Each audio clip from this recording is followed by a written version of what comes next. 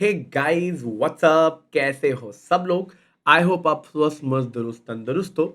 आज हम एक नया वीडियो लाए हैं where we will be discussing the next chapter. Already हम लोगों ने सी आर में वैल्यूएशन पार्ट कंप्लीट कर लिया है। Also we have completed types of restructuring. In this chapter, we will be focusing on a very core concept that is the takeover provisions. तो take over provision अपने आप में एक बहुत ही बड़ी दुनिया है। इस दुनिया को टोटली अच्छी तरीके से समझने के लिए we guys need to understand the whole set of takeover code. यारो, कभी भी तुम टेक ओवर करोगे ना, तो टेक ओवर करने के आपको दो नियम अच्छे से पता होने चाहिए। एक तो आप लोगों को पता होना चाहिए सेबी का SAST रूल्स, बराबर है। जो सेबी के SAST रूल्स है वो आपको पता होने चाहिए और बहुत ही डिटेल में पता होना चाहिए। तो आपको सेबी के SAST रूल्स पता होने चाहिए जो आप लोगों ने एनीवेज एग्जीक्यूटिव में पढ़े होंगे, बट एग्जीक्यूटिव में बहुत ही न्यू सिलेबस में तो बहुत ही ओवरव्यू की तरफ से दिया गया था। तो first thing that you guys need to understand is SAST। Plus जब भी तुम्हारी कंपनी अनलिस्टेड होगी तो फिर जाके आपके ऊपर कंपनीज एक्ट एप्लीकेबल होगा। सो आप लोग को हमेशा याद रखना है, आपके पास दो गाइडिंग लॉज है टेक ओवर करने के लिए। बट पहले तो मैं टेक ओवर यानी मैं पहले सेबी का SAST पे ज्यादा फोकस करूंगा, बिकॉज इस पूरे चैप्टर के अंदर उसका कोर फोकस है। ठीक बात है। चलिए, सबसे पहले तो एक बात समझना बहुत जरूरी है। Why SEBI has introduced a provision related to acquisition of shares. क्यों ऐसा जरूरत क्या पड़ गया था? पहली बात तो मेरे को मुझे एक पॉइंट समझाना है कि देखो, कभी भी अगर हम कंपनी को टेक ओवर कर रहे हैं तो we should have a systematic framework कि हम कंपनी को अक्वायर कैसे करें। तो सीधी बात है बेटा, जब भी मेरे को किसी लिस्टेड कंपनी में स्टेक लेना होगा तो मैं लिस्टेड कंपनी में स्टेक कैसे लूंगा, मेरा एक्विजिशन करने का तरीका क्या होगा, ये एक गाइडलाइन होना बहुत जरूरी है। And that is the reason we have takeover code in detail. Also याद रखना, ये जब भी तुम्हारे टेक ओवर कोड्स तुम लोग देखोगे ना, you guys need to understand that ये जो प्रोसीजर्स है जो बनाया गया है सेबी द्वारा, ये प्रोसीजर इसीलिए बनाया गया है सेबी द्वारा so that we can protect the interest of shareholder and give them exit opportunity।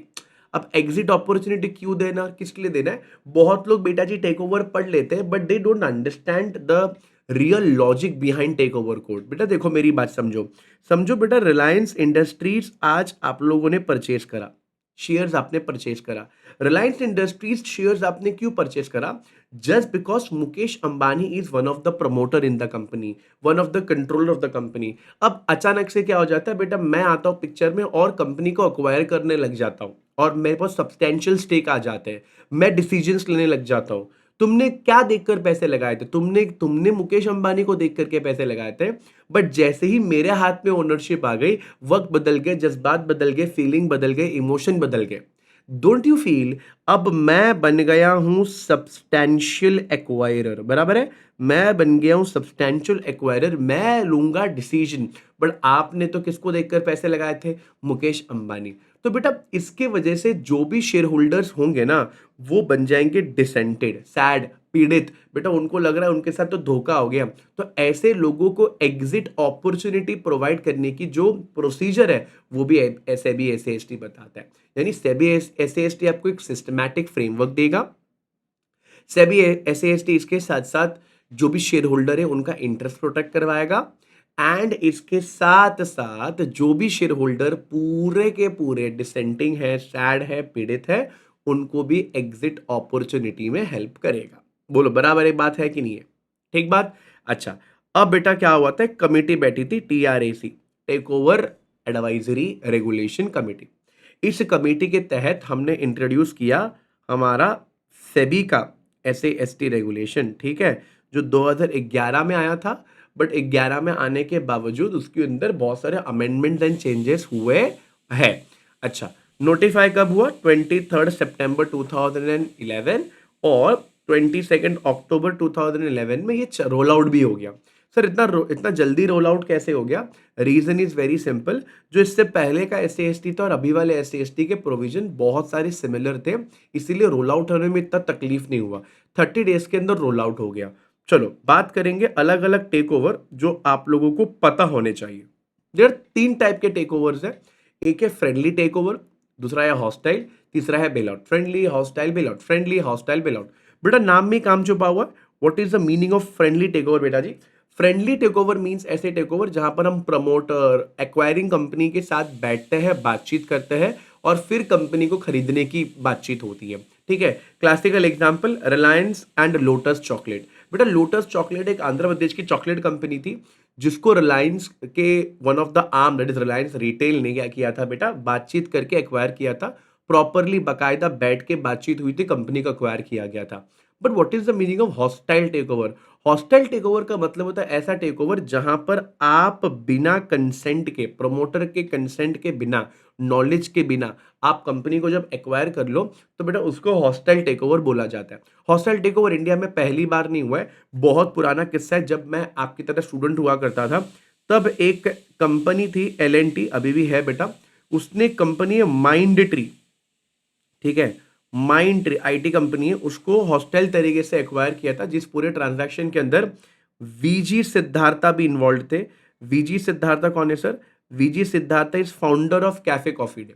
आज हालांकि कंपनी उनकी वाइफ संभालती है, but VG Siddhartha was also involved। Vijay Siddharth से स्टेक लिए गए थे, ठीक है। तब 600 रुपए का शेयर था बेटा, और कुछ ही सालों में माइंड ट्री का शेयर 5000 रुपीज हो गया था। बेटा टर्न अराउंड स्टोरीज है, देखो बेटा जब भी कंपनी एक्वायर हो जाता है कंपनी की काया बदल जाती है, चीजें बहुत बड़े लेवल से पलट जाती है। And that is where what I want to tell you कि एक्विजिशन होना एक्चुअली कंपनी का पूरा फेट चेंज हो जाता है। So let's talk about the hostile takeover. Hostile takeover जब भी हम लोग पढ़ते हैं तो हमको ये समझना है कि सर बिना नॉलेज, बिना कंसेंट के हम कंपनी को एक्वायर कर रहे हैं। यहाँ पर भी हमने एक एग्जाम्पल लिखा है, एनडीटीपी एक्वायर कर लिया गया था by Adani group. Hostile takeover था, किसी कोई रजामंदी नहीं ली गई, कोई परमिशन नहीं ली गई, सीधा कंपनी को एक्वायर कर लिया गया। Let's talk about bail out takeover. What is the meaning of bail out take over?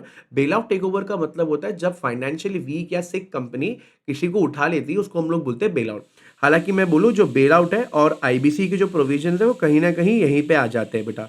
यहाँ पर हमारे हमारे लॉ के अंदर बेल आउट टेक ओवर के ऊपर ज्यादा प्रावधान या ज्यादा चीज बोली नहीं गई है, ठीक है। तो याद रखना कि bail out takeover is basically जब आप फाइनेंशियली सिक कंपनी को एक्वायर करने लग जाते हो, then it we call it as bail out takeover. Example हमने नीचे लिखा है कि येस बैंक के मेजोरिटी शेयर्स को एक्वायर कर लिया गया था by SBI and other banks. अब जब भी एसएएसटी पढ़ोगे तो आपको पढ़ना पड़ेगा एक्विजिशन। अब लॉ बोलते हैं there are two types of acquisition, एक है डायरेक्ट एक्विजिशन, दूसरा है इनडायरेक्ट एक्विजिशन। दो टाइप का एक्विजिशन तुमको अच्छे से पता होना चाहिए, एक है डायरेक्ट एक्विजिशन, दूसरा है इनडायरेक्ट एक्विजिशन। मैं जब भी डायरेक्ट एक्विजिशन बोलूं या मैं जब भी इनडायरेक्ट एक्विजिशन बोलूं, आप लोगों को एक बात दिमाग में सेटिंग करके रखनी पड़ेगी। सर क्या? सर जब भी मैं डायरेक्ट एक्विजिशन बोल रहा हूं ना और जब भी मैं इनडायरेक्ट एक्विजिशन बोल रहा हूं ना, आपके माथे में एक चीज फिक्स हो जानी चाहिए। डायरेक्ट या इनडायरेक्ट एक्विजिशन जब भी तुम एक्वायर करोगे कंपनी को, कभी भी तुम एक्वायर करोगे तो डायरेक्टली भी एक्वायर कर सकते हो, इनडायरेक्टली भी एक्वायर कर सकते हो। बट सर इसका मतलब क्या होता है? Let us understand the meaning of direct acquisition. Direct acquisition का मतलब है ऐसा एक्विजिशन जहां पर आप shares, voting right, control, repeat कर लेंगे एक बार मेरे साथ कि भैया डायरेक्ट एक्विजिशन मीन्स जब एक्वायरर या पर्सन एक्टिंग इन कंसर्न भैया क्या करेंगे, मिलकर शेयर्स किंवा वोटिंग राइट्स किंवा control, shares, voting right, control acquire करेंगे। कौन सी कंपनी का बेटा जी? टारगेट कंपनी का भैया क्या एक्वायर करेंगे? Shares, voting right, control acquire करेंगे। अच्छा, what is the meaning of direct acquisition फिर से बता दो। एक्वायरर प्लस पीएसी जब मिलकर शेयर, वोटिंग राइट किंवा कंट्रोल, शेयर, वोटिंग राइट किंवा कंट्रोल एक्वायर करेंगे कौन सी कंपनी का? टारगेट कंपनी का, तब बेटा हम लोग उसको डायरेक्ट एक्विजिशन कहेंगे। What is the meaning of indirect acquisition? Indirect acquisition का मतलब है instead of acquiring shares, voting right, control of target company, instead of buying shares, voting right, control of target company, indirect acquisition में acquirer actually shares, voting right, control उठाता है किसी entity का, किसी entity का, और वो एंटिटी के पास टारगेट कंपनी का शेयर्स, वोटिंग राइट, कंट्रोल है, जिसके वजह से एक्वायरर प्लस पीएससी के पास इनडायरेक्ट कंट्रोल आ जाता है। तो भैया सीधी बात, ये एक्वायरर है, ये एक्वायरर है और ये टारगेट कंपनी है। तो अगर टारगेट कंपनी में डायरेक्ट एक्सेस अगर ना मिले कोई बात नहीं, आप एक्वायरर हो ना, तो आप एक एंटिटी को खरीद लो और वो एंटिटी के पास क्या होगा भैया? हमारे टारगेट कंपनी का कंट्रोल होगा, पावर होगा। इनडायरेक्टली भैया मेरे को टारगेट कंपनी का कंट्रोल मिल जाएगा। तो इन शॉर्ट एक्विजिशन दो टाइप का होता है, डायरेक्ट एंड इनडायरेक्ट। डायरेक्ट में एक्वायरर पीएसी के साथ मिलकर share voting net control, share voting net control, share voting net control acquire कर लेता है of the target company directly. On the other hand indirect acquisition में होता क्या है भैया, आप लोग किसको एक्वायर करने चले जाते हो बेटा, आप लोग एक्वायर करने चले जाते हो एक एंटिटी को, जिस एंटिटी के पास शेयर्स वोटिंग नेट कंट्रोल होगी हमारे टारगेट कंपनी का। I hope you will remember this is a very simple thing जो हमने डिस्कस कर लिया। अब कुछ इंपॉर्टेंट डेफिनेशंस पढ़ने पड़ेंगे that will really help us to understand the concept in a better way. मेरा ये चेष्टा रहेगा कि मैं इसमें पूरा जो टेक ओवर है वो पूरा डिस्कस कर लूँ, सो दैट आप लोग की आपके पास कोई भी नोट्स हो, कोई भी टीचर के नोट्स हो, कोई उससे फर्क नहीं पड़ता। आप लोगों को बस जो भी नोट्स है फ्रेंड्स, आप उस नोट्स का रेफरेंस लो, आप वो नोट्स को इस्तेमाल करो। बट आप लोगों को बस एक दिमाग में बात याद रखनी है, कोई भी नोट्स पढ़ने के बाद आपको अल्टीमेटली एक बार खुद से पढ़ना ही पड़ेगा। पीवाईक्यू बिना देखे आगे पढ़ाई करना मत। एक बार तुम लोग ने पूरा ये सब चीज पढ़ लिया, चीजें याद कर ली, देन आपको अच्छे से पीवाईक्यू देख लेना है, that will help you to grab the knowledge. ठीक है, चलो let's talk about the first definition and that is acquirer. Who is acquirer? Acquirer कौन होता है और एक्वायरर कैसे काम करता है, लेट अस अंडरस्टैंड दैट। तो बेटा जी एक्वायरर होता कौन है, मेरी बात समझना बेटा। एक्वायरर एक ऐसा बंदा है, या तो वो नेचुरल पर्सन होगा या तो वो आर्टिफिशियल पर्सन होगा। ठीक है, या तो वो नेचुरल पर्सन होगा या तो वो आर्टिफिशियल पर्सन होगा, जिसका काम क्या है, जिसका काम है टारगेट कंपनी के शेयर्स वोटिंग राइट कंट्रोल को एक्वायर करना। अब या तो वो खुद करेगा या तो वो लोगों के साथ करेगा, ठीक है, यानी पीएसी के साथ करेगा, या तो डायरेक्टली करेगा या तो इनडायरेक्टली करेगा। यानी who is acquirer? Acquirer is basically a person. Who is acquirer? Acquirer is a person, whether a natural person or artificial person। यानी इंसान भी एक्वायर कर सकता है और कोई कंपनी भी एक्वायर कर सकता है किसी और दूसरी कंपनी को, जिसका काम है एक्वायर करना। अकेले करेगा या किसी के साथ करेगा, डायरेक्टली करेगा तो इनडायरेक्टली करेगा। अरे क्या, शेयर्स वोटिंग राइट कंट्रोल को उठाना। कौन सी कंपनी का? टारगेट कंपनी का। Okay, let's discuss about the acquisition. अब बेटा जो एक्वायरर करता है उसी एक्ट को ही तो बेटा हम लोग एक्विजिशन बोलते हैं। So what is acquisition? Acquisition is an act जो एक्वायरर अलोंग विद पीएसी जो एक्वायर कर रहा है, जो उसका इंटेंशन है एक्वायर करने का, या तो डायरेक्टली करेगा या तो इनडायरेक्टली करेगा। Sir shares voting right control के साथ करेगा, अरे जो भी करेगा इसी को बेटा हम लोग बोलो क्या बोलते हैं? एक्विजिशन बोलते हैं। On the other hand let's talk about the shares की बात करें। अब बेटा अगर तुमने बार बार देखा होगा ना, आज बोला जा रहा है acquirer plus PAC target company का क्या लेगा? शेयर्स, या तो वोटिंग राइट्स, या तो वोटिंग राइट्स या तो बेटा कंट्रोल लेगा। Don't you feel it is very important to understand what is shares? Definitely अगर आज हम वो इंस्ट्रूमेंट एक्वायर कर रहे हैं और वो शेयर्स अगर हम एक्वायर कर रहे हैं तो हमको पता होना चाहिए कि this will trigger my takeover regulation. अब जरा एक एक करके डिस्कस कर लेता हूँ। सबसे पहले तो भैया व्हाट इज शेयर्स? तो भैया हर किसी को बंदा वाकिफ है भैया, जो भी कंपनी का इक्विटी शेयर कैपिटल होगा ना, जो भी कंपनी का इक्विटी शेयर कैपिटल होगा ना उसी को हम लोग शेयर कहेंगे। ठीक है, जो कंपनी का इक्विटी शेयर कैपिटल होगा ना उसी को बोलो हम लोग क्या कहेंगे? शेयर कहेंगे। या ऐसा कोई भी इंस्ट्रूमेंट जिसके अंदर वोटिंग पावर्स है ना उसको हम लोग क्या कहेंगे? शेयर्स कहेंगे। इसका मतलब सर क्या कन्वर्टेबल इंस्ट्रूमेंट भी इसमें ले लूँ क्या? बिल्कुल बेटा, कन्वर्टेबल इंस्ट्रूमेंट एक टाइम के बाद शेयर्स बन जाएगा और शेयर्स के अंदर अल्टीमेटली होगी वोटिंग राइट्स। तो अगर कोई कन्वर्टेबल इंस्ट्रूमेंट भी बारी बारी खरीदे जा रहा है तो बड़ा समझ लेना कि भैया उसका इशारा टेक ओवर कोड को ट्रिगर करवाना है। अच्छा, इसके साथ साथ एक और चीज़ आप लोग को दिमाग में बात फिट करनी है कि सर क्या डीआर, कोई बंदा ना बाहर से हमारा डीआर खरीदे जा रहा है, डीआर मतलब डिपॉजिटरी रिसिप्ट खरीदे जा रहा है, तो क्या बेटा उसको भी शेयर्स की कैटेगरी में गिनना है क्या? तो गवर्नमेंट ने सिंपल सी बात बोली है, अगर डीआर के अंडरलाइन का तो आपको मतलब पता होगा भैया, हम शेयर रखवाते फिर वहां पे डीआर इश्यू होता है।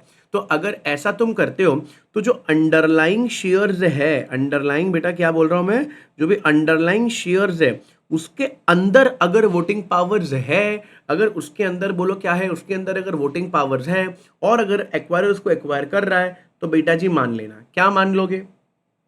तो बेटा जी मान लेना। क्या मान लोगे? सर जी हम ये मान लेंगे, सर जी हम ये मान लेंगे, जोरों जोरों से मान लेंगे, चिल्ला चिल्ला कर मान लेंगे, इज दैट कि आप लोगों का अंडरलाइंग शेयर जो हम लोग अभी कंसिडर कर रहे हैं, जो चीज़ें हम लोग अभी डिस्कस कर रहे हैं, वो भी शेयर्स में आ जाएगा। यानी कि शेयर में क्या क्या आ गया भैया? इक्विटी शेयर कैपिटल आ गया भैया। कौन कौन आ गया? इक्विटी शेयर कैपिटल आ गया नंबर 1, प्लस बेटा ऐसी कोई भी इंस्ट्रूमेंट या ऐसा कोई भी सिक्योरिटीज जिसके अंदर वोटिंग पावर है, ये हो गया पहला। ये हो गया दूसरा।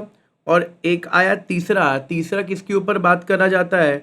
तीसरा बात करा जाता है डीआर। डीआर को शेयर में तभी गिनना जब अंडरलाइंग शेयर में बोलो क्या होगा, जब अंडरलाइंग शेयर्स में वोटिंग पावर होगी। अच्छा, नेक्स्ट जो टॉपिक है वो डिस्कस करना है वो है कंट्रोल। आपने तो अभी देखा ना कि एक्वायरर को बोलो क्या करना पड़ेगा, कंट्रोल शेयर ये सब रखना पड़ेगा। अब बेटा जी कंट्रोल का मतलब क्या होता है? सरकार ने बोला कि देखो कंट्रोल के लिए आपको सेक्शन 2 + 27 में जाना पड़ेगा ऑफ कंपनीज एक्ट, जिसके अंदर बोला है व्हाट इज कंट्रोल। तो कंट्रोल एक राइट है, कंट्रोल एक हक है, कंट्रोल एक राइट है, कंट्रोल एक हक है, जिसके अंदर मैं या तो majority of board of director को अपॉइंट कर सकूं या तो मैं मैनेजमेंट डिसीजन पॉलिसीज ले पाऊं। मैं रिपीट करूं बेटा वापस से। बेटा मैंने बोला कंट्रोल क्या होता है बेटा, कंट्रोल क्या होता है, मेरी बात सुनना, बहुत ध्यान से सुनना, बहुत इज्जत से सुनना, बिकॉज तभी आपको कॉन्सेप्ट को समझ में आएगा। मैंने बोला व्हाट इज कंट्रोल। कंट्रोल माने दो चीज, अगर मेरे पास ये दोनों में से कोई भी एक चीज है तो भैया मैं कंट्रोल कर रहा हूँ कंपनी को। नंबर 1, मैं कंपनी के मेजॉरिटी बोर्ड ऑफ डायरेक्टर्स को अपॉइंट कर रहा हूँ, कंपनी का majority of board of directors appoint कर रहा हूँ। नंबर 2, ये होने के बाद नंबर 2 बेटा पता है मैं क्या कर रहा हूँ? मैं मैनेजमेंट डिसीजंस ले रहा हूँ। सुन रहे हो मैंने क्या बोला? मैं मैनेजमेंट किंवा पॉलिसी डिसीजंस ले रहा हूं। आई होप आप मेरी बात समझ गए। इन दोनों में से अगर कोई भी एक चीज मैं करता हूं तो बेटा जी मेरे पास कंट्रोल है। अब ऐसी कंट्रोल आएगी कैसे बेटा? या तो शेयर होल्डिंग से आएगी, या तो मैनेजमेंट राइट से आएगी, या तो बेटा अग्रीमेंट से आएगी। मैं रिपीट कर दूं बेटा, मेरे को ये पावर 3 जगह से आ सकती है, शेयर होल्डिंग से, मैनेजमेंट राइट से, अग्रीमेंट से। शेयर होल्डिंग से, मैनेजमेंट राइट से, अग्रीमेंट से। जब भी मैं अग्रीमेंट्स कहता हूं तो ये 3 चीज में से हो जाएगा। मे बी हमारी शेयर होल्डिंग अग्रीमेंट होगी, मे बी हमारे वोटिंग अग्रीमेंट होगी, या एनी अदर मैनर में कोई भी तरीके से आपको पावर मिल रहा है। मे बी आपकी कंपनी वीक हो गई होगी, आपकी कंपनी ने मेरे कंपनी से लोन लिया होगा, तो कोई बात नहीं भैया, उस लोन के बदले भैया आप अपने कंपनी के कंट्रोल दे दो मेरे को। आपकी कंपनी के बोलो क्या दे दो? कंट्रोल दे दो। आई होप आप मेरी बात समझ गए। आप आपकी कंपनी के कंट्रोल दे दो। अच्छा, लॉन्ग स्टोरी शॉर्ट आपने मुझे बता दिया कंट्रोल मतलब क्या हुआ दोस्तों। कंट्रोल मतलब क्या हुआ? कंट्रोल माने दो चीज, मैं कंपनी की मेजॉरिटी बीओडी को अपॉइंट कर सकूं या मैं पॉलिसी डिसीजंस ले सकूं। अगर इन दोनों में से कोई भी एक ताकत मेरे पास है तो साहब जी मेरे पास कंट्रोल है। अब बेटा ये कंट्रोल मेरे को आएगा कहाँ से? ये कंट्रोल मेरे को या तो शेयर होल्डिंग से आएगा, या तो मैनेजमेंट राइट से आएगा, या तो अग्रीमेंट से आएगा, या एनी अदर मैनर से आएगा। जब अग्रीमेंट बोलता है तो वो शेयर होल्डिंग अग्रीमेंट होगी, वोटिंग अग्रीमेंट होगी, एनी अदर अग्रीमेंट होगी। अब जरा मैं बात कर लूँ बेटा, डायरेक्टर्स, ऑफिसर्स यानी कंपनी सेक्रेटरीज भी, बेटा इनके पास ना भी तो पावर होता है, इन लोग भी तो पॉलिसी डिसीजंस बनाते हैं। मैंने बोला डायरेक्टर्स, प्लीज ध्यान देना, डायरेक्टर्स एंड ऑफिसर्स। सुना मैंने क्या बोला? डायरेक्टर्स एंड ऑफिसर्स, ये वो दो लोग हैं बेटा, इनके पास तो पावर होती है। हाँ, इनके पास पॉलिसीज बनाने के पावर होते हैं। हाँ जी, पॉलिसीज बनाने के पावर होते हैं। अब अगर इनके पास पॉलिसीज बनाने के पावर है, तुम मुझे एक बात बताओ, अगर इनका पॉलिसी बनाने का पावर है, तुम मुझे एक बात बताओ, तो क्या इन लोग भी कंट्रोल कर रहे हैं? इनके ऊपर भी टेक ओवर कोड लग जाएगा? Answer is no. लॉ ये बोलता है अगर किसी भी इंसान के वजह किसी भी इंसान के पास कोई कंट्रोल है, just because he has some position in the company, once the position is gone control is gone. सरकार बोलता है उसके पास कंट्रोल नहीं है। बेटा आज मैं अगर किसी कंपनी सेक्रेटरी हूं तो ऐसे केस के अंदर I can control all those stuff, everybody will listen to me because I am holding that position.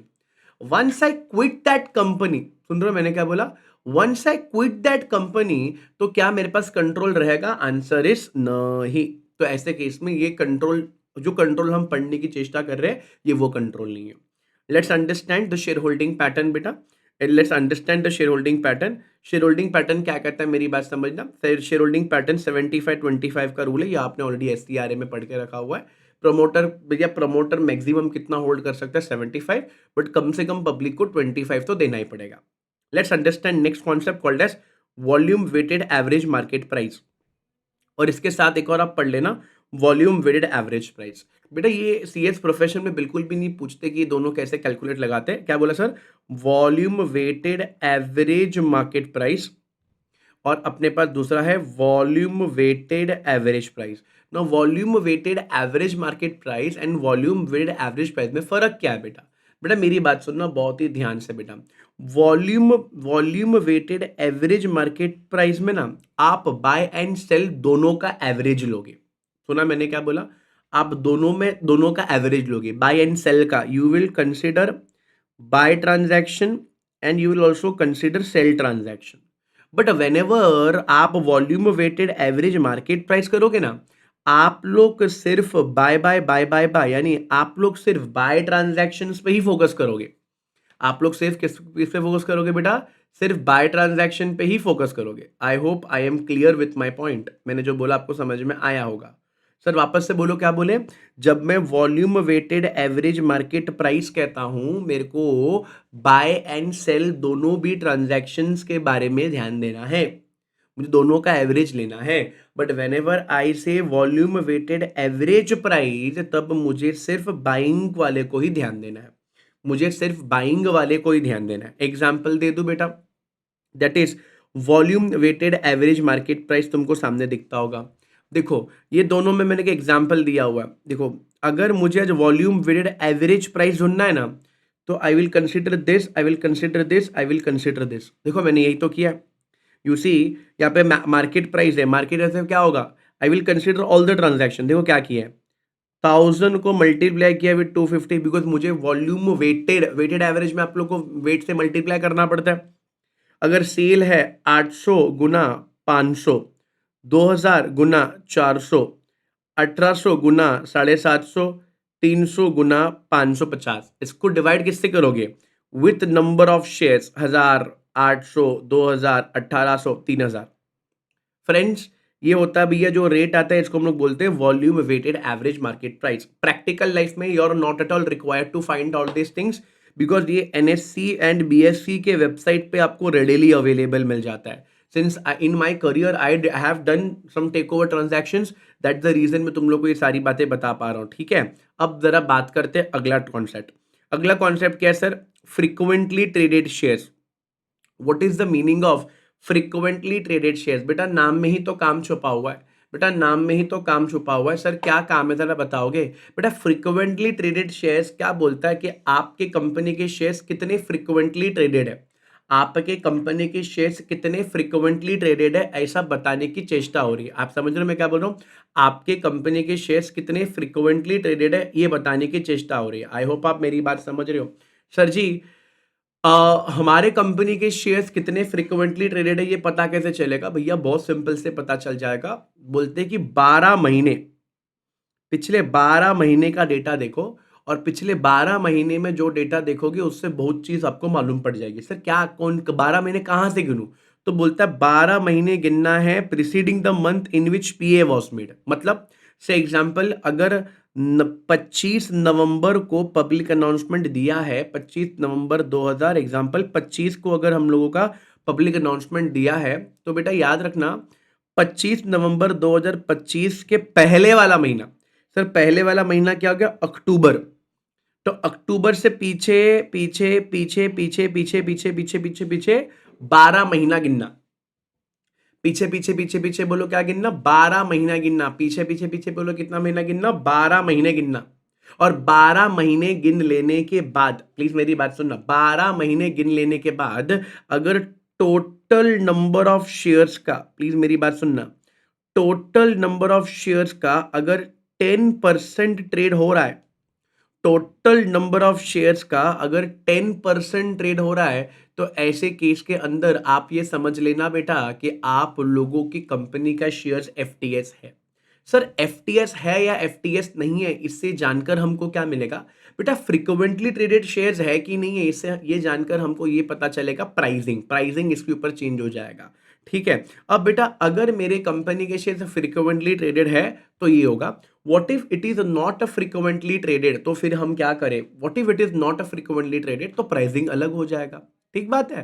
तो बेटा 10% के अगर नीचे है तो भैया जी वो इनफ्रिक्वेंटली ट्रेडेड माना जाएगा, और अगर इनफ्रिक्वेंटली ट्रेडेड माना जाएगा तो आप लोगों को उसकी चेष्टा और दिक्कत देने की जरूरत नहीं है, हमारी प्राइसिंग बदल जाएगी।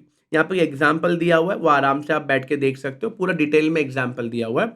फिर डिसइन्वेस्टमेंट क्या होता है, डिसइन्वेस्टमेंट का सीधा मतलब यही हुआ बेटा, जब सरकार अपना स्टेक डाइल्यूट कर देती है, कम कर देती है, वोटिंग राइट्स कंट्रोल जब बेटा अल्टीमेटली तुम कम कर दो, तब बेटा उसको हम लोग डिसइन्वेस्टमेंट बोलते हैं। ठीक है, अब बेटा ये सब पढ़कर क्या मिल जाएगा, जब आने वाले टाइम पे जब आएगा तब बताऊंगा। Next is PSU.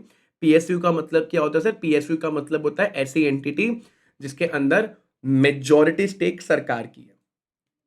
ऐसी एंटिटी बेटा जहां पे मेजॉरिटी स्टेक बोलो किसकी है बेटा, सरकार की है। कूल एकदम। अच्छा, उसके बाद you have one more instrument called as convertible instrument. Already मैंने बता दिया what is the meaning of convertible instrument, meaning आपने बचपन में पढ़ लिया होगा। यहाँ पर दो बातें बोली जा रही है। Convertible instrument means that will be converted into equity और it will be exchangeable into equity. ठीक है, विथ और विदाउट ऑप्शन। आपको पता ही रहेगा विथ ऑप्शन वाले भी तो चीज होते हैं भैया, विथ ऑप्शन वाली भी चीजें होती है। तो विथ और विदाउट ऑप्शन भैया अगर आप लोगों को करने मिले तो भैया बल्ले बल्ले। समझ में आया, विद और विदाउट ऑप्शंस आपके पास जो भी इंस्ट्रूमेंट है वो कन्वर्टेबल इंस्ट्रूमेंट माना जाएगा। लेट्स टॉक अबाउट, अभी इसके अंदर डिबेंचर भी आता है, कन्वर्टेबल प्रेफरेंस शेयर्स भी आता है। ठीक है, that is not that important. अब ईवी का हिसाब लगाना आना चाहिए। ईवी एग्जीक्यूटिव के लिए बहुत इंपॉर्टेंट है, प्रोफेशनल्स के लिए बहुत इंपॉर्टेंट है। टफ अगर क्वेश्चन लाना है तो भी आपकी बैंड बजा देंगे, ईवी पे सम पूछ लेंगे। ईवी पे सम हमको एनीवेज आता है। ईवी का मतलब होता है बेटा एंटरप्राइज वैल्यू। ईवी का मतलब होता है बेटा एंटरप्राइज वैल्यू। एंटरप्राइज वैल्यू कैसे निकालोगे, एक कंपनी की वैल्यू कैसे निकालोगे, बहुत सिंपल है बेटा। Market cap plus minority interest. What is minority interest, minority interest वो स्टेक होता है जो बेटा मेजॉरिटी के बाद जो बचता है उसको माइनॉरिटी स्टेक बोलते हैं। तो बेटा market cap plus debt plus minority interest plus preferred shares. सुना मैंने क्या बोला, market cap plus debt plus minority interest plus preferred shares. वापस बोलूं मैंने क्या बोला, मैं रिपीट कर देता हूं बेटा, market cap plus debt plus minority interest plus preferred shares minus cash and cash equivalent. तो बेटा market cap, what is market cap, market cap कैसे निकालोगे, मार्केट कैप ढूंढने का फॉर्मूला है भाई number of shares multiply by market price per share plus debt plus MI plus preferred shares minus cash and cash equivalent. जो भी answer आएगा उसको एंटरप्राइज वैल्यू बोलेंगे। एंटरप्राइज वैल्यू का मतलब होता है कंपनी का असली वैल्यू क्या है। ठीक है, कंपनी का असली वैल्यू क्या है, इससे आपको तुरंत पता चल जाएगा। एकदम कूल हो बेटा, एकदम बढ़िया वाली बात है, जल्दी से बता दो। एकदम बढ़िया वाली बात है भैया, बहुत सटीक बात है। चलो जी, बहुत बढ़िया बात हो गई भैया। Okay, let's understand the next concept that is manager of open offer. बेटा ये सब नाटक चलेगा, अभी ओपन ऑफर का सब नाटक होने वाला है। तो अब ये सब जब नाटक होने वाला है इसको इम्प्लीमेंट कौन करेगा, तो बेटा डोंट वरी, ये सब इम्प्लीमेंट करने वाला होगा मर्चेंट बैंकर। मर्चेंट बैंकर वो बंदा होता है जो ये सब चीज को बोलो क्या करेगा, मैनेज करेगा। Very very important offer period, ये सब नाटक एक दिन से शुरू होगा, तो that is very very important कि हम ये ऑफर पीरियड क्या होता है, टेंडरिंग पीरियड क्या होता है, ये सारी चीज़ें पढ़ना जरूरी है। जैसे कि ऑफर पीरियड स्टार्ट कब होगा, ऑफर पीरियड एंड कब होगा, ये पहला चीज़।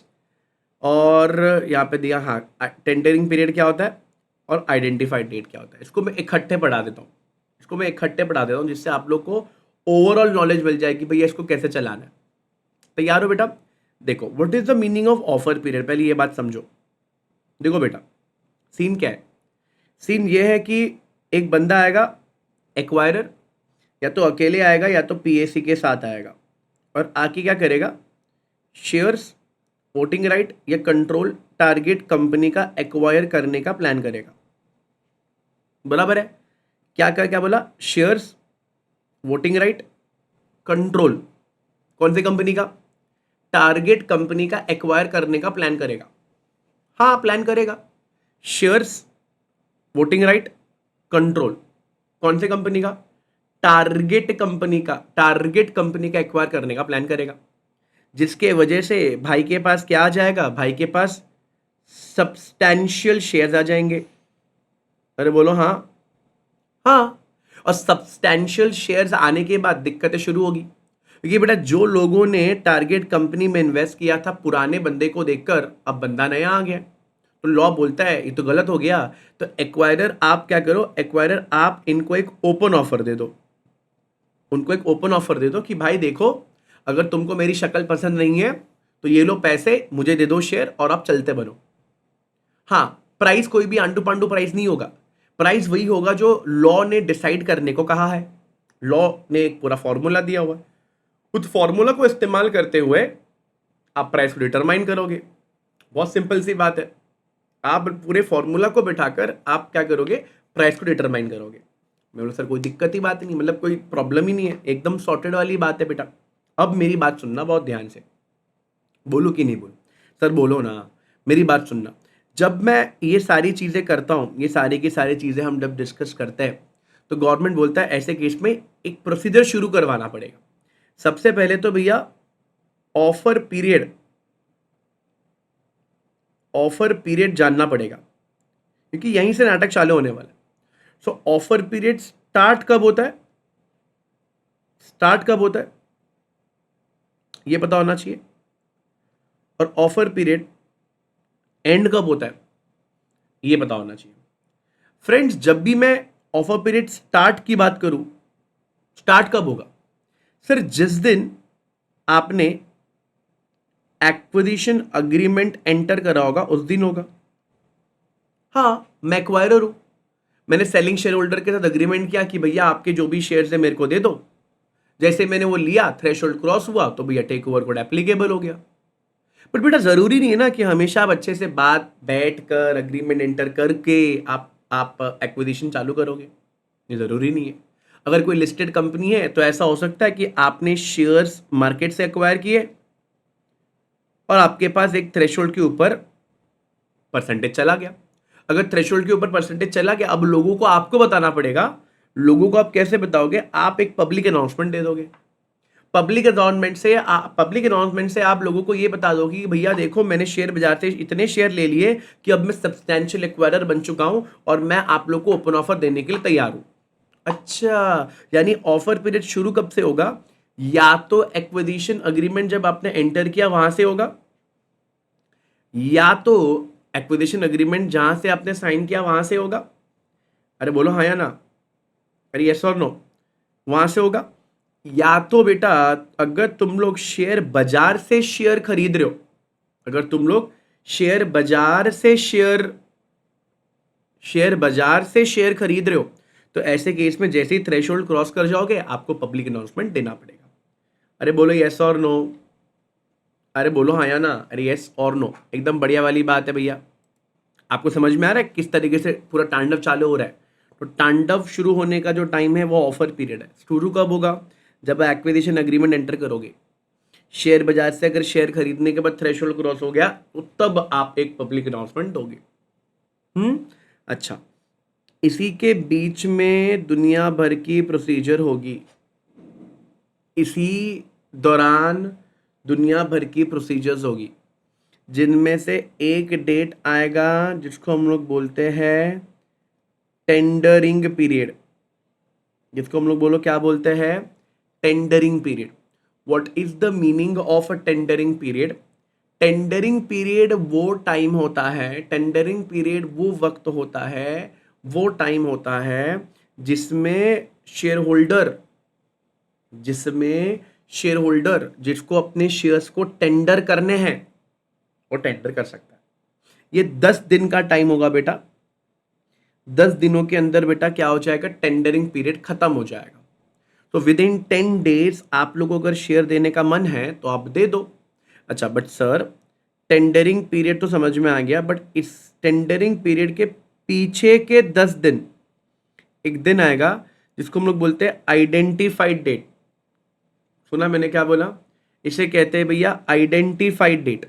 और आइडेंटिफाइड डेट भैया जिस दिन आएगा ना, उस दिन मैं मेरे शेयर होल्डर को आइडेंटिफाई कर दूंगा। उस दिन मैं मेरे शेयर होल्डर को आइडेंटिफाई कर लूंगा और आइडेंटिफाई कर लूंगा और आइडेंटिफाई करके ना मस्ती में, एकदम मस्ती में आइडेंटिफाई कर लूंगा। और आइडेंटिफाई करके पता है क्या करूंगा? आइडेंटिफाई करके एकदम अच्छे से भैया उनको लेटर ऑफ ऑफर भेजूंगा। अच्छा जी, ऐसा सीन होता है क्या? हाँ जी। तो एक बार मैं चाहूंगा आप वीडियो को पॉज कर लो और स्टार्ट और एंड को रीड कर लो। अच्छा, एंड तो मैंने बताया नहीं, एंड कब होगा? ये एंड कब होगा? जिस दिन आप लोग परचेज कंसिडरेशन दे दोगे, यानी बेटा सूद समेत आपने सामने वाले को पैसे दे दिए होंगे। ठीक है, सूद समेत भैया आप लोगों ने सामने वाले को, जो भी जिसने भी अपने शेयर एक्वायर, जिसने भी अपने शेयर दिए रहेंगे भैया, वो उसको भैया आप लोगों ने क्या किया, जिसने भी अभी आपको शेयर्स दिया उसको पेमेंट कर दो। बट किसी कारणवश, ठीक है, किसी भी कारणवश अगर मैं बोल रहा हूं, किसी भी कारणवश अगर विड्रॉ करना पड़ा ऑफर विड्रॉ करना पड़ा ऑफर, तो ऑफर खत्म हो जाएगा। तो मैं चाहूंगा वीडियो को एक बार आप पॉज कर लो, यहां पे एक बार पॉज कर लो, और वीडियो को आप यहां पे भी एक बार पॉज कर लो। ये देखो, डायग्राम के साथ सब कुछ तुमको बता के रखा हुआ है, कैसे होगा, किस तरीके से होगा, क्या नहीं होगा। टेंडरिंग पीरियड एक ऐसा समय होगा जो 10 दिनों का होगा, और उसके पीछे का जो दिन होगा भैया 10 दिन का टाइम, उसको हम लोग क्या बोलेंगे बेटा? आइडेंटिफाइड डेट बोलेंगे। ठीक बात है। चलिए, ये कुछ ज़्यादा इंपॉर्टेंट नहीं। स्टेट लेवल फाइनेंशियल इंस्टीट्यूशन क्या होता है बेटा? एक स्टेट गवर्नमेंट एक फाइनेंशियल इंस्टीट्यूशन बनाता है जिससे वो स्टेट की जनरली जो फाइनेंस नीड है वो कंप्लीट कर पाए। And one more thing, wilful defaulter, you already know wilful defaulter. जब भी कोई कंसोर्टियम यानी ग्रुप ऑफ बैंक्स एक निर्देश जारी कर देता है कि भैया ये विलफुल डिफॉल्टर है, तो भैया विलफुल डिफॉल्टर है। इसके बाद बेटा जी पीएसी, आपको तो शायद पीएसी पता ही होगा। 3 चीज़ें याद रखना पीएसी के अंदर। Number 1 help, common objective, formal informal understanding. मतलब जब एक व्यक्ति दूसरे व्यक्ति को हेल्प करता है to acquire shares, voting and control, तो भैया वो मेरा क्या बन जाएगा? पीएसी बन जाएगा। जब भी कोई पर्सन का कॉमन ऑब्जेक्टिव है, दुश्मन का दुश्मन हमारा दोस्त काइंड ऑफ, ऐसे केस के अंदर भैया again shares, voting and control acquire करोगे टारगेट कंपनी का। सर जी, या तो जोरों शोरों से आपका और पीएससी का फॉर्मल इनफॉर्मल डायरेक्ट इनडायरेक्ट कोई अग्रीमेंट होगा जिससे ये पुष्टि कर दी गई है कि आप ये टेम्पररी शेयर्स पीएससी के पास होगी, बट बाद में वो फिर ट्रांसफर कर देगा। डिम्ड पीएससी क्या होता है सर? डिम्ड पीएससी का मतलब ये होता है कि भैया ऐसे लोगों को सेबी ने पीएससी मान के रखा है। अगर ये लोग पीएससी नहीं है तो प्लीज आकर के बताया कि भैया हम पीएससी नहीं है, इनको आकर के बताना पड़ेगा। अच्छा, कब होगा ऐसे और किस तरीके से होगा? आ जाओ एक एक करके फोकस करते हैं बेटा। सबसे पहले भैया अगर बोला है कि अगर कंपनी टारगेट कंपनी रिलायंस है और किसी भी तरीके से अगर एक्वायरर इंडिविजुअल है, तो इंडिविजुअल अगर होगा तो रिलेटिव्स, भाई बहन लोग भैया ऑटोमेटिकली बोलो क्या बन जाएंगे? डीम्ड पीएससी बन जाएंगे। अच्छा, अगर एक्वायरर इंडिविजुअल है और एक्वायरर कोई मर्चेंट बैंकर है, तो वो भी डीम पीएससी बन जाएगा। अगर एक्वायरर इंसान है, इंडिविजुअल है, और उसको कोई पोर्टफोलियो मैनेजर है, तो वो भी बोलो क्या बन जाएगा? ऑटोमेटिकली क्या बन जाएगा? ऑटोमेटिकली एक पीएससी बन जाएगा, डीम पीएससी बन जाएगा। अच्छा, अब अगर अगर एक्वायरर एक बॉडी कॉर्पोरेट है, यानी एक्वायरर एक कंपनी है, तो सुनना, अगर बॉडी अगर अगर अगर अगर अगर अगर वो बॉडी कॉर्पोरेट है, उसके प्रमोटर, उसकी होल्डिंग, उसकी सब्सिडरी, उस होल्डिंग के डायरेक्टर उसके इमीडिएट रिलेटिव, सब्सिडरी के डायरेक्टर उसके इमीडिएट रिलेटिव, और उसके इमीडिएट रिलेटिव अगर कोई फर्म में, ट्रस्ट में, एचयूएफ में कुछ होल्ड करे, तो वो लोग भी। तुम समझे मैंने क्या बोला? वापस रिपीट कर दूं। अगर कोई कंपनी मेरी बात सुनना, अगर कोई कंपनी एक्वायरर है, समझो कंपनी में हूं, मेरे पीछे कौन है? मेरे पीछे मेरे प्रमोटर है। ऊपर कौन है? मेरी होल्डिंग है। नीचे कौन है? भैया मेरी सब्सिडरी कंपनी है। मेरे होल्डिंग कंपनी के डायरेक्टर, उसके इमीडिएट रिलेटिव, मेरे सब्सिडरी कंपनी के डायरेक्टर, उसके इमीडिएट रिलेटिव। ठीक है। अगर वो कोई फर्म, कोई ट्रस्ट, कोई एचयूएफ में अगर होल्डिंग रखते हैं तो वो लोग भी आ जाएंगे। समझ में आ रही बात मैं क्या बोल रहा हूँ? और अगर बेटा इमीडिएट रिलेटिव, अगर डायरेक्टर इमीडिएट रिलेटिव किसी फर्म, किसी ट्रस्ट, किसी एचयूएफ में होल्ड करेंगे तो वो भी लोग भी आ जाएंगे। नहीं बेटा, सबको लपेटे में ले लिया। अच्छा, मेरी कंपनी के आगे मेरी सिस्टर कंसर्न है, उनके डायरेक्टर, उनके इमीडिएट रिलेटिव, सब लोग भैया क्या बन जाएंगे? डीम्ड पीएससी बन जाएंगे। सर इन लोग नहीं है deemed PSC, they are not deemed PSC, तो अब क्या करें? सर इन लोग नहीं है, अगर इन लोग पीएससी नहीं है तो क्या करें? बोलो बोलो। नहीं है इन लोग पीएससी। अगर बेटा इन लोग पीएससी नहीं है तो इनको बताना पड़ेगा कि भैया इन लोग पीएससी नहीं है। अगर इन लोग पीएससी नहीं है तो बताना पड़ेगा ये लोग पीएससी नहीं है। तुम समझे मेरी बात, मैंने क्या बोला? If they are not PSC तो हमको बताना पड़ेगा कि इन लोग पीएससी नहीं है। एकदम गुड टू गो है। अगर इन लोग पीएससी नहीं है तो इनको हमको बताना पड़ेगा इन लोग पीएससी नहीं है। एकदम शॉर्ट शॉर्ट बात हो गई, सॉर्टेड वाली बात हो गई भैया। बता दो, बढ़िया वाली बात है। एकदम एकदम एकदम एकदम। इसके बाद बेटा, इसके बाद बेटा अगर एक्वायरर एक ऐसी एंटिटी है जो फंड मैनेजमेंट एक्टिविटी करती है। देखो, पहले बोला अगर एक्वायरर इंडिविजुअल है तो क्या होगा? कर लिया डिस्कस हमने। अगर एक्वायरर इंडिविजुअल है तो क्या होगा? हमने डिस्कस कर लिया। हाँ जी सर, डिस्कस कर लिया। दूसरा हमने ये डिस्कस किया, अगर एक्वायरर कोई बॉडी कॉर्पोरेट है तो भैया दुनियादारी को ले लिया इन्होंने।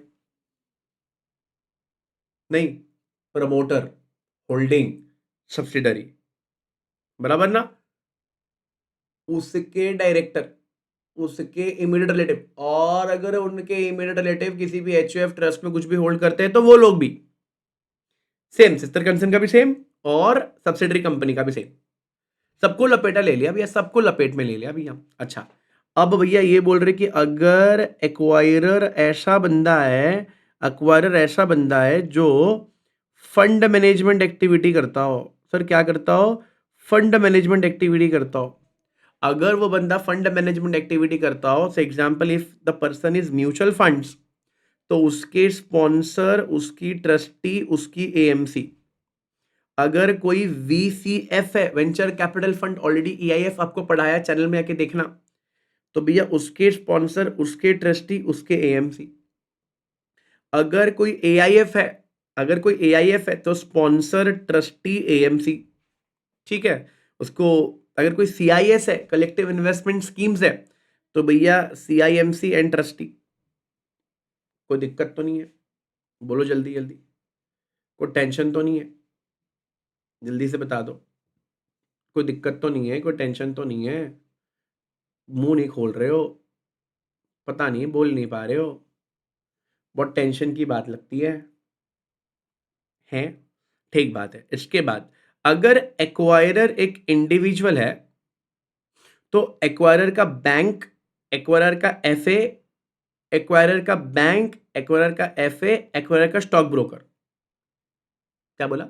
अगर एक्वायरर कौन है? अगर एक्वायरर एक इंसान है तो उसका बैंक, उसका एफए, उसका स्टॉक ब्रोकर, उसका स्टॉक ब्रोकर, उसका स्टॉक ब्रोकर, हाँ जी, उसका स्टॉक ब्रोकर भी बोलो क्या बन जाएगा? उसका स्टॉक ब्रोकर भी बेटा बन जाएगा डीम्ड पीएससी।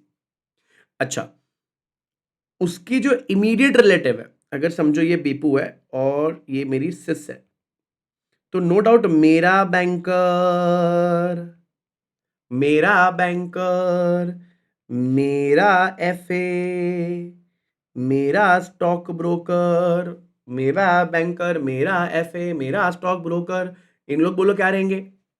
इन लोग बोलो क्या करेंगे? बेटा इन लोग तो रहेंगे ही, बट इसके साथ अगर मेरी सिस्टर है तो मेरी सिस्टर का बैंकर, सिस्टर का एफए, सिस्टर का स्टॉक ब्रोकर, ये लोग भी बेटा जी आपको समझना पड़ेगा। क्या कहेंगे ये लोग भी बेटा जी? क्या होंगे मालूम है? ये लोग भी बेटा जी हंसते हंसते कट जाएंगे रास्ते बेटा आप लोगों के। इज दैट इन लोग भी हम लोग डीएमपीएससी मान लेंगे। अगर बॉडी कॉर्पोरेट हो तो बॉडी कॉर्पोरेट का same bank, FA, bank, FA, stock broker. सुना मैंने क्या बोला? बैंक, एफए, स्टॉक ब्रोकर, इन लोग आ जाएंगे। ठीक है।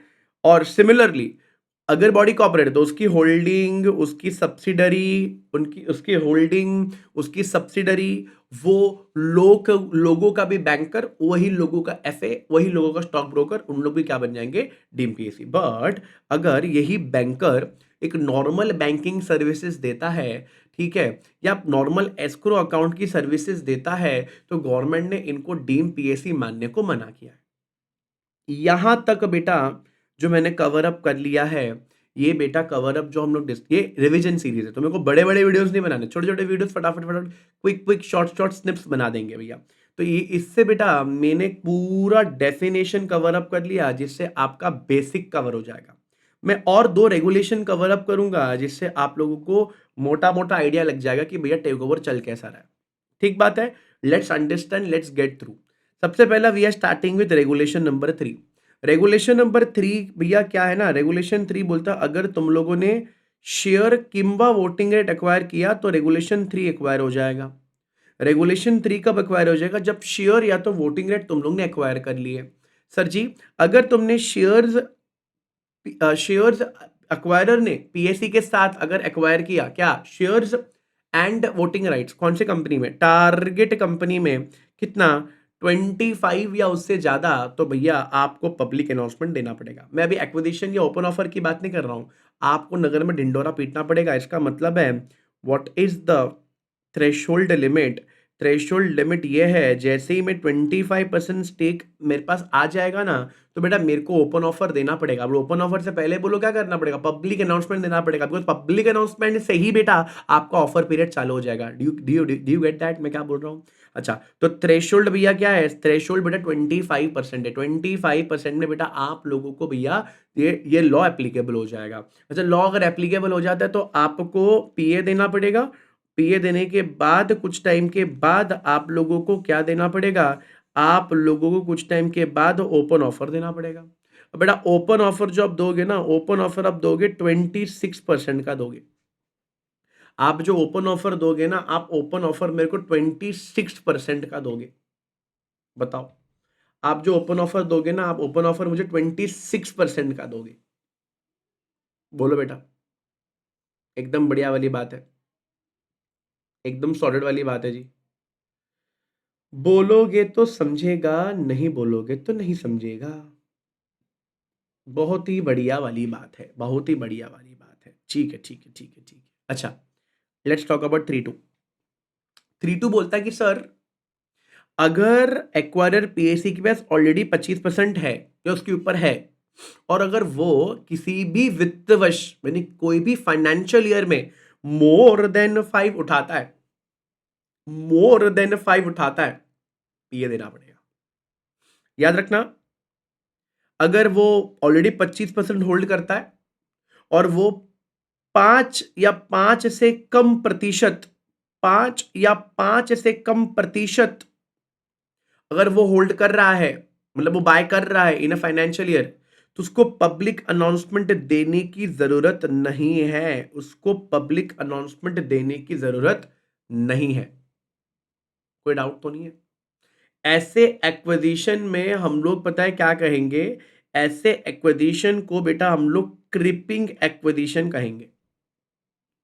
ऐसे एक्विजिशन में हम लोग क्रिपिंग एक्विजिशन कहेंगे। कोई दिक्कत? एकदम बढ़िया, सॉर्टेड एकदम, एकदम बढ़िया एकदम बढ़िया एकदम बढ़िया। अब मेरी बात सुनना। सर क्या बोले सबसे पहले? 3-1 ट्रिगर हो गया।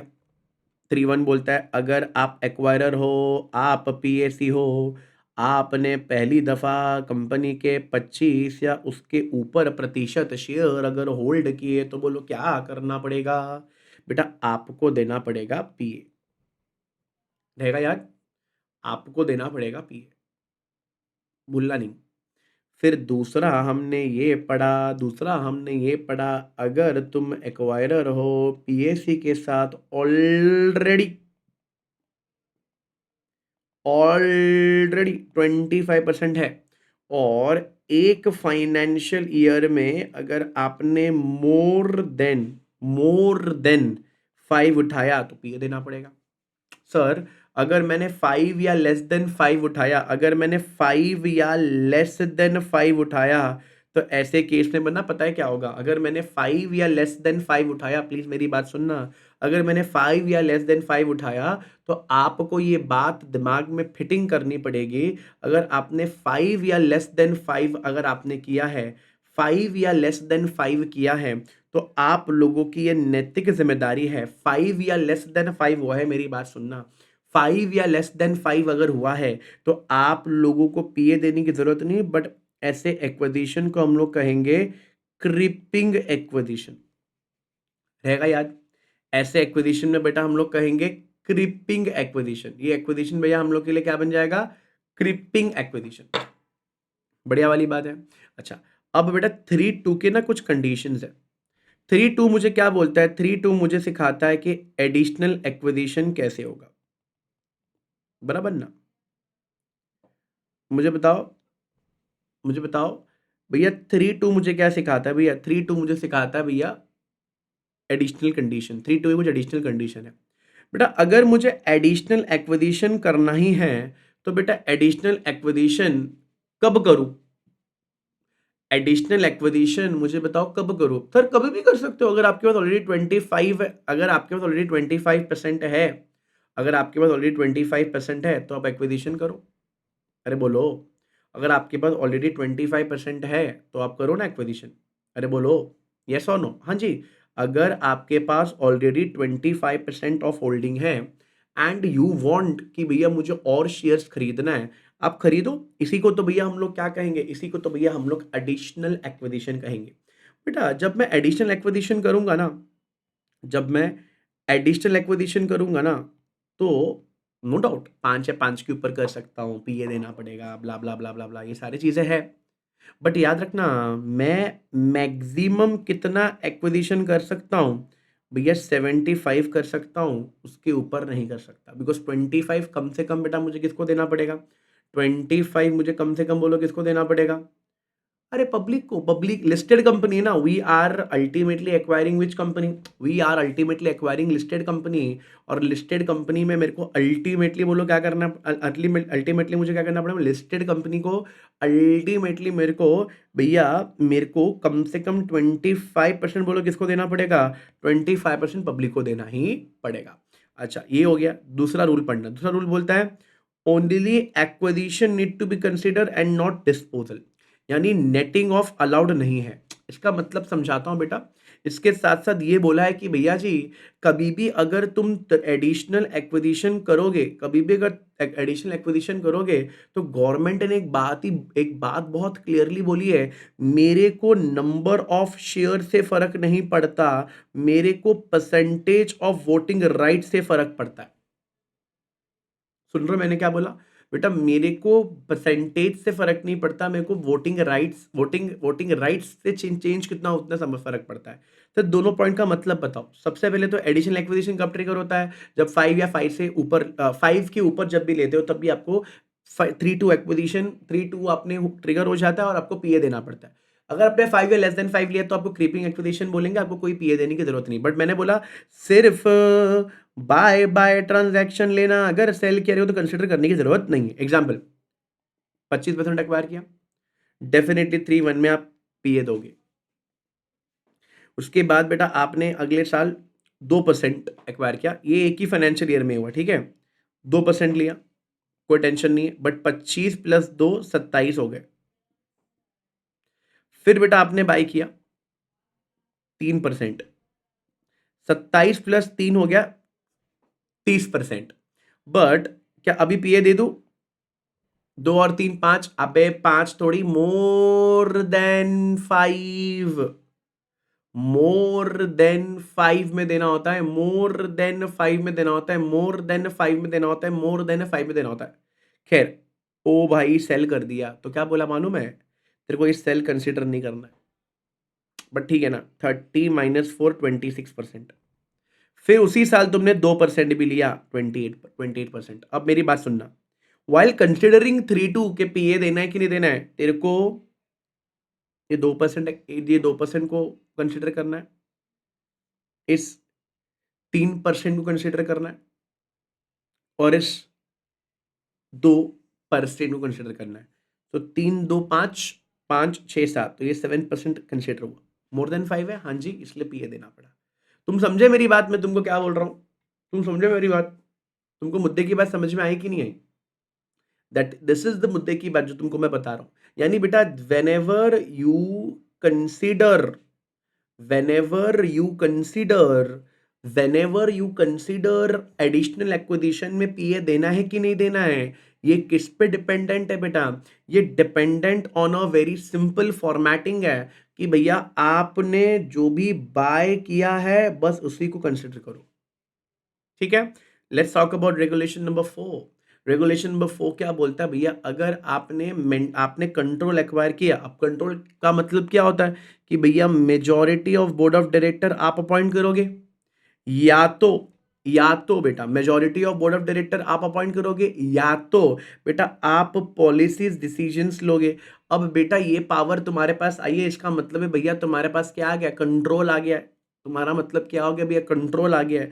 अब बेटा गवर्नमेंट बोलता है ऐसे केस के अंदर आप लोगों को क्या करना पड़ेगा, पीए देना पड़ेगा, जो भी रूल्स फॉलो करना है। अच्छा, एक चीज मैं बताना भूल गया, कौन सा मालूम है, ये बताना भूल गया कि शेयर से फर्क नहीं पड़ता, वोटिंग राइट से फर्क पड़ता है। ये देखो बेटा, समझो बेटा, अपने पास ABCDE 4 शेयर होल्डर है, ठीक है।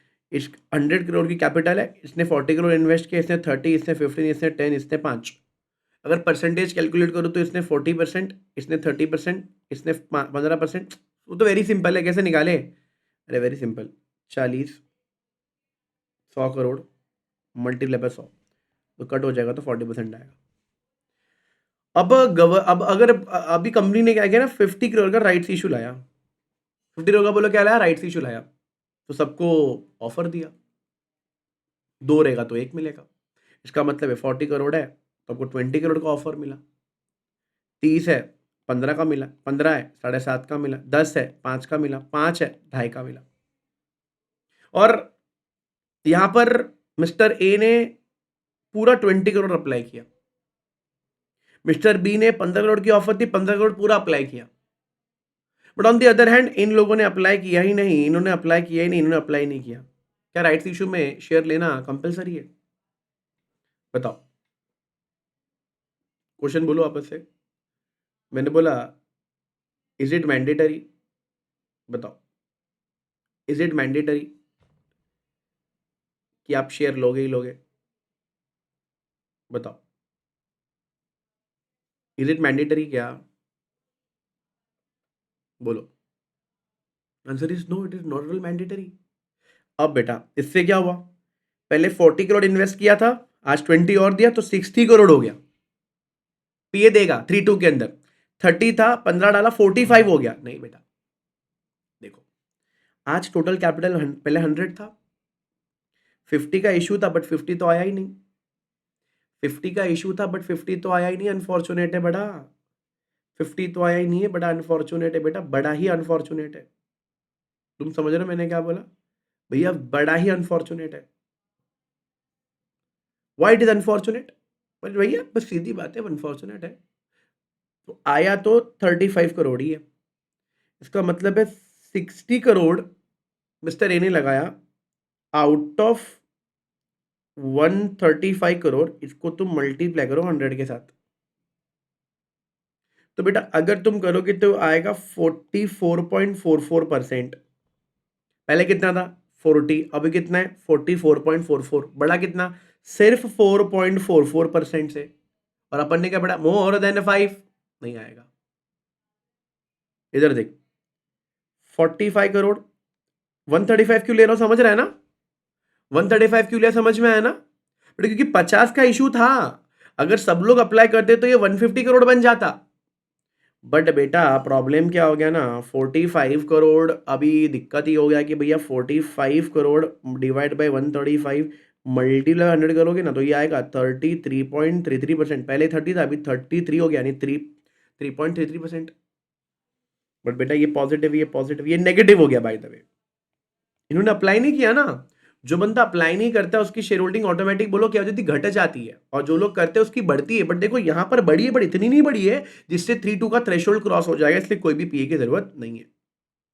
इसमें 3-3 भी मैं तुमको बताना था। 3-3 ये बोलता है कि भैया मेरी बात सुनना, अगर इंटर से ट्रांसफर हो रहा है तो भी आपको पीए देना पड़ेगा।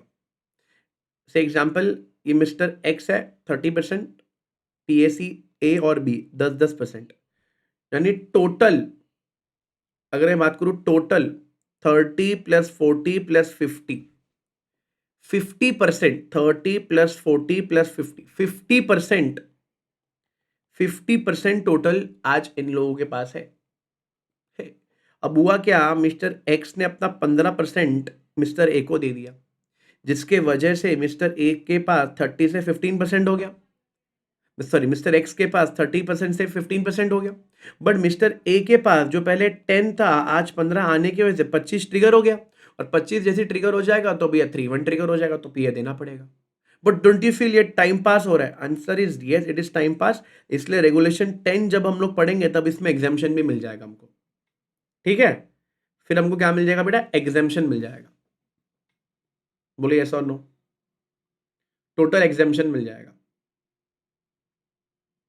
बोलो यस और नो। अच्छा इसके बाद भैया एक और चीज जो समझनी है आप लोगों को, एक और एग्जांपल देता हूं। से एग्जांपल, वापस इस एग्जांपल को रीसेट कर देता हूं मैं, सो दैट आपको समझने में इजी हो जाए। फिर से एग्जांपल पे जाते हैं। हाँ जी, इस एग्जांपल फिर से हम लोग जाते हैं, ध्यान देना। यहाँ पर सेकंड वाले केस में मिस्टर बी जो है ना, मिस्टर बी जो है ना, वो अपना 6% एक्स को दे देते हैं। पहले एक्स के पास 30 था, अब ये देने की वजह से 36 हो जाएगा। ये देने की वजह से बोलो क्या हो जाएगा, 36 हो जाएगा। मिस्टर बी के पास पहले 10 था, 6 देने की वजह से 4 हो जाएगा। मिस्टर ए का कोई चेंज नहीं हुआ। अब यहाँ पे देखो ये हो गया ना, मोर देन 5, 3-2 ट्रिगर हो जाएगा। अब बेटा अगेन जैसे कि मैंने बोला कि it is like time waste, and ये टाइम वेस्ट होने की वजह से बेटा, ये टाइम वेस्ट होने की वजह से बेटा गवर्नमेंट ने बेटा फिर मेरे को बहुत बार एग्जाम्पशंस भी दिए। बोलो यस और नो, यस और नो एवरीबॉडी, अरे यस और नो, पक्की बात है। चलो अब मैं रेगुलेशन नंबर 5 इस वीडियो में डिस्कस नहीं कर रहा हूं, ऑलरेडी 1 घंटे का वीडियो बन चुका है। तुरंत आपको पार्ट बी आ जाएगा जहां पे हम लोग रेगुलेशन 5 ऑनवर्ड डिस्कस करेंगे। The only purpose is to make short video, so that short मतलब डिटेल भी जाएगा, कॉन्सेप्ट समझेंगे भी, but very short short videos. तो भैया ऑलरेडी हमने चैप्टर 1 का बनाया है, चैप्टर 2 का पार्ट 1 है, ऐसा पार्ट 2 भी आएगा। तो हम लोग मिलते हैं अगले वीडियो में, तब तक के लिए गुड बाय, टेक केयर, नमस्कार, शुभ रात्रि। प्लीज अगर ये वीडियोस आप देख रहे हो तो प्लीज लाइक करें, कमेंट करके बताइए, बिकॉज मेरे को समझ में आता है कितने लोग देख रहे हैं, कितने लोगों को समझ में आ रहा है। कोई भी डाउट रहेगा तो डेफिनेटली आप कमेंट बॉक्स में डाल सकते हो, ठीक है? हम मिलते हैं अगले वीडियो, तब तक के लिए गुड बाय, टेक केयर, नमस्कार, शुभ रात्रि, and stay tuned for awesome lessons. Bye guys.